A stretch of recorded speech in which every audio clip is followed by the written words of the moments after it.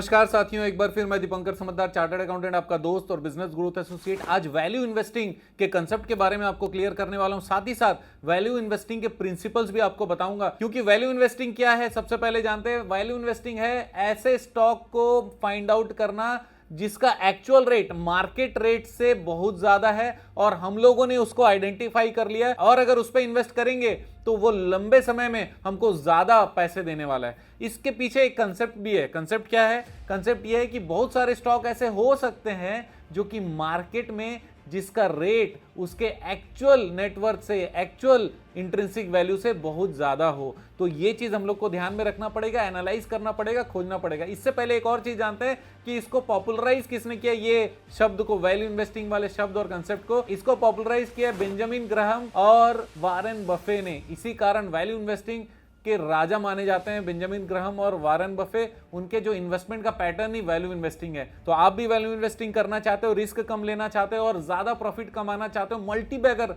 Stock में आप investment करना चाहते हो, तो आपको वैल्यू इन्वेस्टिंग करना पड़ेगा। उसके लिए जाननी होगी वैल्यू इन्वेस्टिंग की प्रिंसिपल, जो मैं आज बताने वाला हूं। और अगर आप कमेंट करोगे तो वैल्यू इन्वेस्टिंग की स्ट्रैटेजी भी मैं आगे बताने वाला हूं। तो वैल्यू इन्वेस्टिंग का सबसे पहला प्रिंसिपल है इंट्रिंसिक वैल्यू। इसका मतलब ये कि अगर इंट्रिंसिक वैल्यू कैलकुलेशन हमने किया और मार्केट से उसका कंपैरिजन किया और इंट्रिंसिक वैल्यू मार्केट वैल्यू से बहुत ज्यादा है, तो इसका मतलब यह है कि यहां पर पॉसिबिलिटी बन जाती है कि ये शेयर आगे फ्यूचर में परफॉर्म करे। लेकिन इसके पास्ट ट्रैक रिकॉर्ड भी हमको देखने पड़ेंगे, कंपनी का स्ट्रेंथ देखना पड़ेगा और बहुत सारी चीज देखनी पड़ेगी। लेकिन इंट्रिंसिक वैल्यू बहुत बड़ा इंडिकेटर है। पहला प्रिंसिपल है इंट्रिंसिक वैल्यू चेक कर लो। इंट्रिंसिक वैल्यू और मार्केट वैल्यू में काफी डिफरेंस होना चाहिए। फॉर एग्जांपल, मार्केट वैल्यू 50 रुपए, इंट्रिंसिक वैल्यू पर शेयर 500 रुपए, तो 10 गुना ज्यादा है। तो 10 गुना ज्यादा कमाने की संभावना है। मार्केट वैल्यू 50 रुपए और इंट्रिंसिक वैल्यू 150 रुपए, तब भी बहुत ज्यादा, 3 गुना कमाने की संभावना है। ऐसे स्टॉक आपको सबसे पहले खोजने पड़ेंगे। दूसरा है margin of safety.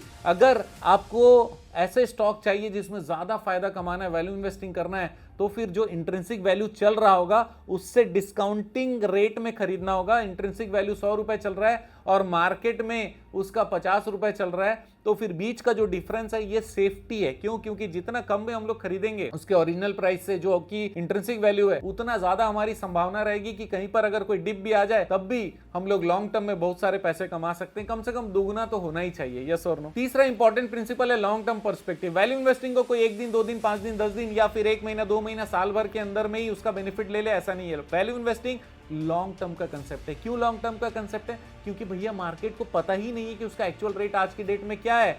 Intrinsic value market ने कभी एनालाइज किया ही नहीं। बस मार्केट में रेट चल रहा है, उसी में प्लस माइनस में लोग लगा रहे हैं, कम हो रहा है, ज्यादा हो रहा है, उसी में से कुछ स्क्रबिंग कर ले रहे हैं, स्क्रैच करके निकाल ले रहे हैं और कुछ नहीं, उनको पता नहीं है। लेकिन हमको पता चल चुका है कि भैया वो 250 रुपए का वैल्यू है जो कि आज 50 रुपए में मिल रहा है। लेकिन मार्केट को पता होने में तो टाइम लगेगा ना। आपने 250 रुपए के सामान खरीदा, आपको पता चल गया 50 रुपए में, लेकिन जब मार्केट को पता चलेगा कि उसका वैल्यू 250 के बराबर है, उसमें समय लगेगा, लॉन्ग टर्म लगेगा, उसमें मार्केट धीरे धीरे उसके इंट्रिंसिक वैल्यू तक जरूर पहुंचेगा। उसके आसपास जैसे ही पहुंचेगा उस समय आप सेल करोगे तो 5 गुना प्रॉफिट कमाओगे। यस और नो? तो लॉन्ग टर्म पर्सपेक्टिव रखना पड़ेगा कि जो नॉलेज आपको है, जितना वैल्यू आपको पता है, उतना दुनिया को भी पता चले और मार्केट को भी पता चले। और वो पता चलने में 1 साल, 2 साल, 5 साल, 10 साल भी हो सकते हैं, लेकिन जबरदस्त फायदा कमाना है तो वैल्यू इन्वेस्टिंग में जाना है। चौथा इंपॉर्टेंट प्रिंसिपल है फंडामेंटल एनालिसिस। फंडामेंटल एनालिसिस में जो फाइनेंशियल्स होते हैं उसका एनालिसिस होता है, इसके साथ में उसका मैनेजमेंट का स्ट्रेंथ का एनालिसिस होता है,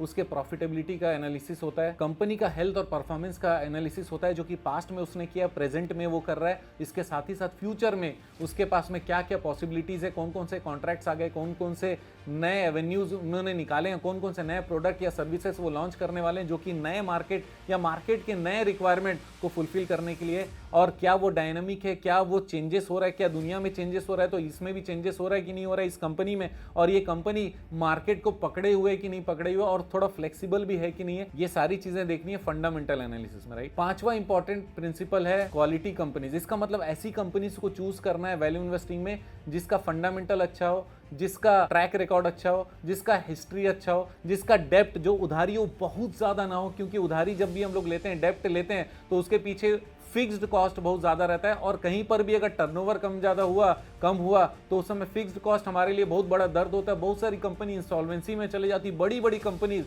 अपने डेप्ट लेवल को बहुत हाई कर लेती है। तो हम लोग ये नहीं मानते कि वो क्वालिटी कंपनीज है। डेप्ट लेवल कंसिडरेबली धीरे धीरे कम होते चले जाना चाहिए, एटलीस्ट उसका रेशियो कम रहना चाहिए, डेप्ट कम होना चाहिए। तो डेप्ट कम होना चाहिए, लॉन्ग टर्म एडवांटेज कुछ होना चाहिए, कोई मोट होना चाहिए जो कि कॉम्पिटिटिव मोट है, कॉम्पिटिटिव एडवांटेज है, ये जरूर होना चाहिए। ये भी आपको वैल्यू इन्वेस्टिंग में चेक करना है। और सिक्स्थ प्रिंसिपल है कॉन्ट्रेरियन अप्रोच। ये कॉन्ट्रेरियन अप्रोच क्या होता है, बहुत इंटरेस्टिंग है। इसका मतलब ये कि जब भी कोई कंपनी है जिसके अगेंस्ट में पब्लिक का सेंटीमेंट जाता है ना, तो उसकी प्राइसेस डाउन होने लगती है। लेकिन जो कॉन्ट्रेरियन अप्रोच वाला वैल्यू इन्वेस्टर होता है वो क्या देखता है कि भाई ये लोगों का सेंटीमेंट अभी गड़बड़ हो गया है, लेकिन मुझे पता है कि ये कंपनी फंडामेंटली स्ट्रांग है, ये कंपनी क्वालिटी कंपनी, और ये कंपनी में कोई ऐसी परेशानी नहीं है जिसके कारण हम लोगों को ये स्टॉक छोड़ना पड़े, और ये वापस अपने ट्रू लेवल पे जरूर आने वाला है, वापस अपने इंट्रिंसिक वैल्यू पे जरूर आने वाला है। आज लोग भाग रहे हैं, मैं आ रहा हूं। तो ये कॉन्ट्ररी अप्रोच है, जब लोग छोड़ते हैं तब ये आता है, लेकिन उसके पीछे